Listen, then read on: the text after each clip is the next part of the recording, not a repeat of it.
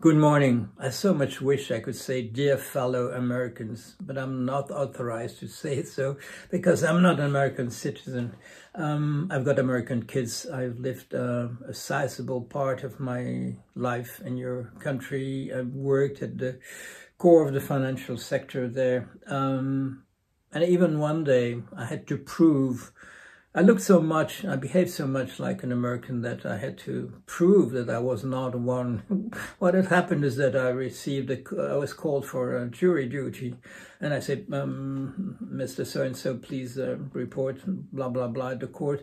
and I very politely replied with a letter saying, I don't believe technically that I'm authorized to do so, because I'm not an American citizen. And I received a reply that pleased me very much, because that showed the country which is yours. It says, Mr. So-and-so, please, Mr. Jorion, please prove you are not an American citizen. And that I took as a compliment. I'm moved because your country's in dire straits, really in dire straits. It's about most probably, according to the polls, to vote for an autocrat, a friend of all other autocrats in the world, Vladimir Putin, Kim Jong-un. He doesn't wish any good. He wants to be out of jail. That's the only way that I think that motivates him. He's been a Russian asset, not even since 2015. When he came back from a trip in Russia, I put that post in the most prominent newspapers of your country, dailies, the Washington Post, the Boston Globe, New York Times, maybe another one, which was just copied.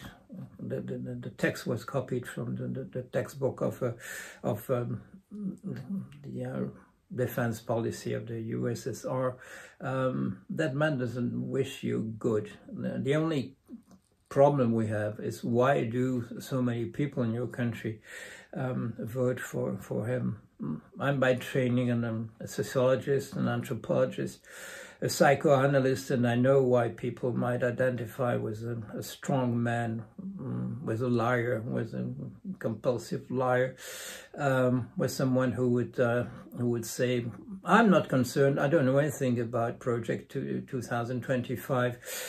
And you know that if he's elected, he will say, well, I was only kidding, and nobody would blame him for that, because everybody knows exactly who he is.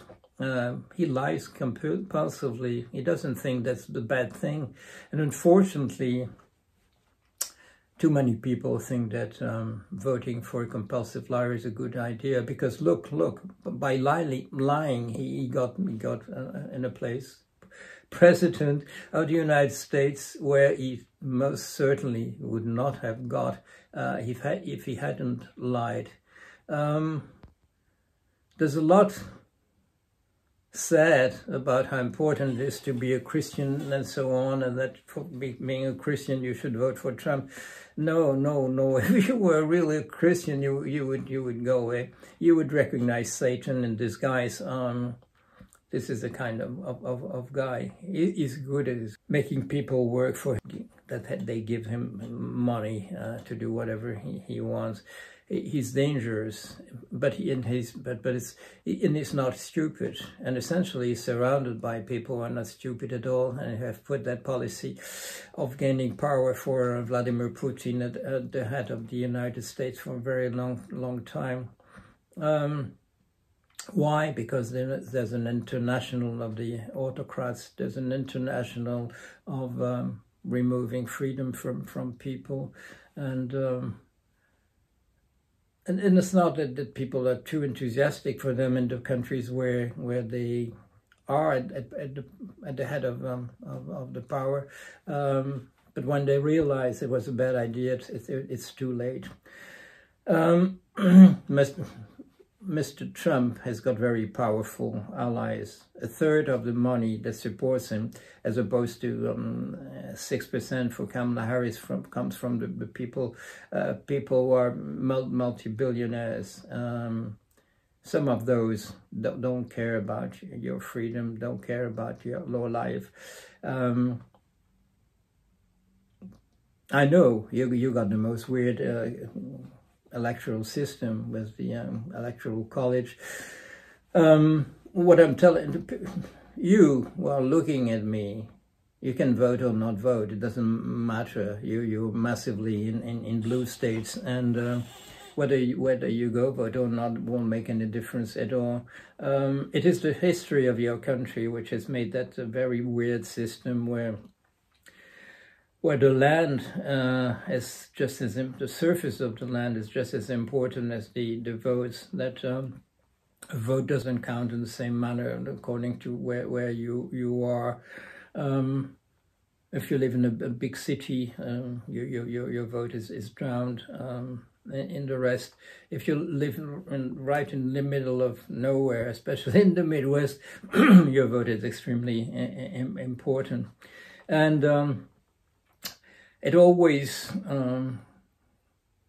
comes down to how many swing states there are, and then the money, advertising money, the attention to the vote, the polling goes only to those swing states because that's where things happen, and that means that a very tiny fraction of the population of your country actually decides who's going to be the president.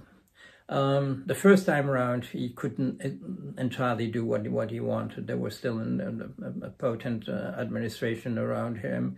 What he calls the deep state. The deep state is the conscience of people in administrations, and it's a very good thing that people think and can run counter to the authoritarian streaks of some of the people that get in power. But now he's got a plan, that Project 2025, to replace people who are the cogwheels of the entire system by people that would be his cronies and people that would be favorable to the fascist type of power that he wants to instate. He didn't manage to do it the first time.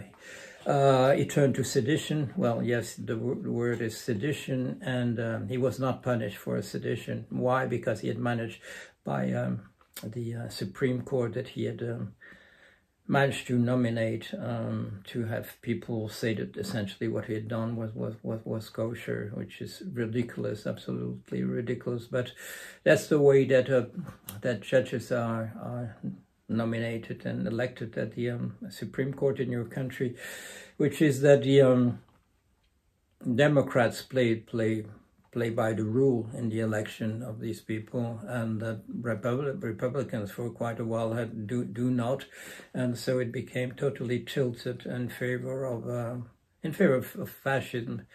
It started a long time ago. It started with the terrible civil war. Civil wars are, if anything, worse than regular wars. Wars are terrible, but civil wars are particularly cruel, and yours was. And but dear Americans, you really never healed from what happened at that time, and some people are still looking for revenge. And if Trump is elected, that will be the revenge of the slave owners against the abolitionists, and that the most remarkable thing that happened in your country was the abolitionist movement, and but unfortunately it didn't go far enough in the spirit of reconciliation. The South, the Confederates who had lost, were given back a lot of power over the years, and now they're about to take the reins of the country once again. I don't know what to tell you to do, as I said, because I'm pretty sure that the only people who will look at my video are people who don't want Trump to be elected. But think. Turn to ChatGPT, turn to Claude 3.5, ask them, what can I do to make it possible that the US of America doesn't become a tyranny, that doesn't lose its democratic ground and become one of those horrible things that we see in other countries where people are deprived of their freedom. Do whatever you can. And as I said, the time now is that we can turn to a higher intelligence, the one which is in the large language models, and that we can ask advice.